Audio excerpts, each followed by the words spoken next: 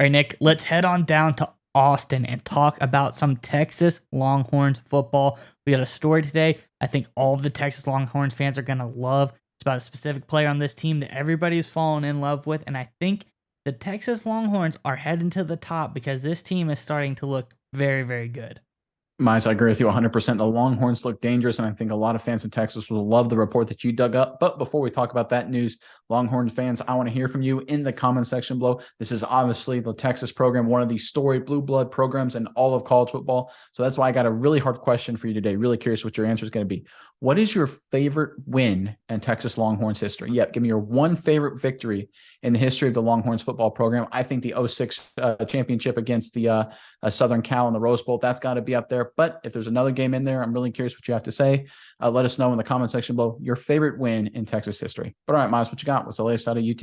Yeah, Nick, I'd agree with you. Gotta love Vince Young. That was a pretty special game in particular. But, Nick, we're talking about the quarterback position. I'm glad he brought up a game like '06. Great quarterback, Vince Young. And people say, all right, Texas quarterbacks, obviously it's Arch Manning. Or, maybe the newest, latest spring ball standout, Malik Murphy. No, Nick. Talking about Old Faithful, the man with the mullet, Quinn Ewers, the true number one quarterback on Texas Longhorns right now. And we have some QB power rankings, and I think Texas fans are going to love where Ewers has landed. I'm going to bring up the screenshot of the list right now. And yes, that is right, Nick. Quinn Ewers at number 3 in all of college football behind, NFL draft, the hottest 2 quarterbacks right now, potentially to go in the draft. Caleb Williams at number 1, Drake May at number 2, then Quinn Ewers right there at number 3. I'll read the little blurb about Ewers. It says Ewers did not appear in our last set of rankings, so he didn't even appear in the last preseason QB power rankings. Now he's number 3. Because while it was generally assumed he'd be the Texas starter in 2023, it wasn't certain. Well, now it is. Steve Sarkisian announced Ewers as a starter following spring practice, besting Arch Manning and Malik Murphy for the job, and we're thrilled about it. We love Ewers. You did see he did get a haircut, Nick, so that is kind of disappointing a little bit. But, it shows maybe he's matured a little bit. He was the last QB to win a title. They said, who was the last QB to win a title with a mullet? That is their point exactly. And this is the kind of growth you want to see from a guy like Quinn Ewers. Obviously, a little bit satirical, but I really like the analysis here because Quinn Ewers has now jumped to the top of the Texas depth charts. He is for sure the number 1 guy going into this season. And he was really, really hot last year going into the Alabama game. He had all the momentum. And I would say it was almost for sure that he would have beaten Alabama if he would have stayed healthy in that game. Then he gets knocked off, the injury. They're barely able to hold on, and Alabama surpasses him that game. He's out for a few games. I think he missed like 2 more games or something like that. Comes back, wasn't quite the same when he came back either. Took him a few games, but then towards the end of the season, you start to see the old Quinn Ewers back. So now this guy's had a whole offseason to hone his craft. He's back in action, and I think Quinn Ewers is an elite level quarterback for the Longhorns, Nick. I'm curious, what are your thoughts on this power ranking, and what are your thoughts on Quinn Ewers?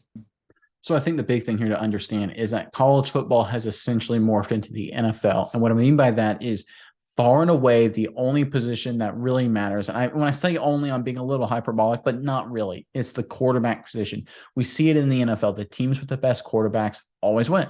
It doesn't matter how good you are everywhere else in the NFL. If you're not good at quarterback, you're not going to win. That's just the way it works. College football for a while was kind of a little bit against that, right? There were some teams, namely out of the SEC, that would have great defenses, maybe a great running back, and then win a national title.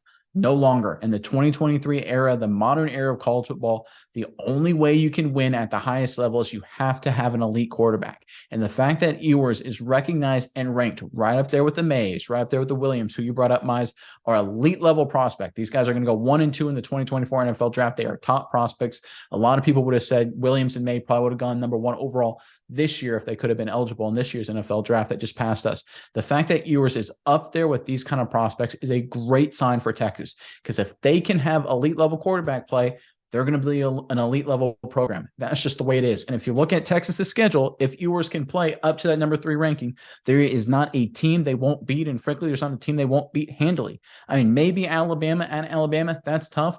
But Alabama, we don't know who the quarterback is. Their quarterback situation could be a dumpster fire, and that puts a lot of gives Ewers a big opportunity to get a big regular season win there. And you go through the rest of their Big 12 schedule, Ewers, if he can stay healthy, will be clearing away the best quarterback in any of those matchups. Frankly, I don't even think it'll be close.